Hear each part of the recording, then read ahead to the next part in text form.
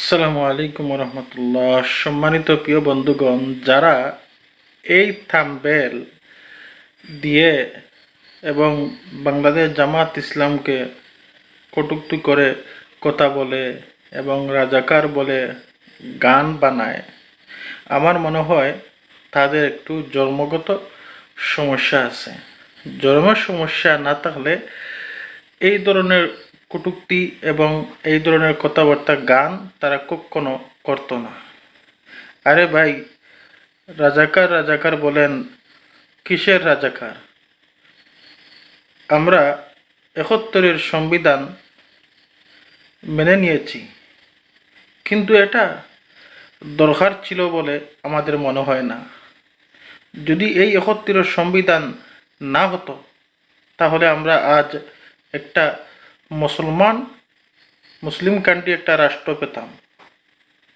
এর কাছ থেকে আমরা বঞ্চিত হয়ে গেছি।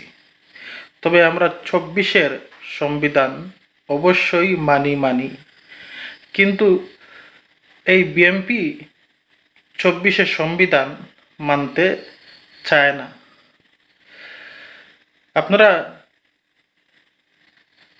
জানেন যে এই বিএনপি বুট ইঞ্জিনিয়ারিং, রেজাল্ট ইঞ্জিনিয়ারিং করে এবং জুলাই যোদ্ধাদের রক্তের উপর পা দিয়ে তারা ক্ষমতায় এসেছিল।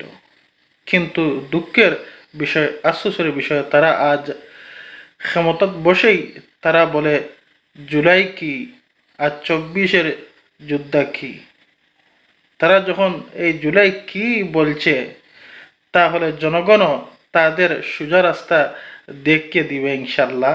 একটু ধৈর্য ধরেন, বেশি না, মাত্র ১ বছর গ্যারান্টি দিলাম। আপনারা দেখবেন বিএনপি কিন্তু এই ১ বছরের ভিতরে নিশ্চিত পতন হবে ইনশাল্লাহ। আলিমদের, ইসলামী দলের, বাংলাদেশ জামাত ইসলামের জয় কেউ টেকাতে পারবে না। আজ হোক কাল হোক, এই রাষ্ট্র পরিচালনা একদিন বাংলাদেশ জামাত ইসলামী করবে ইনশাল্লাহ। বাংলাদেশ জামাত ইসলাম ইনকিলাব জিন্দাবাদ।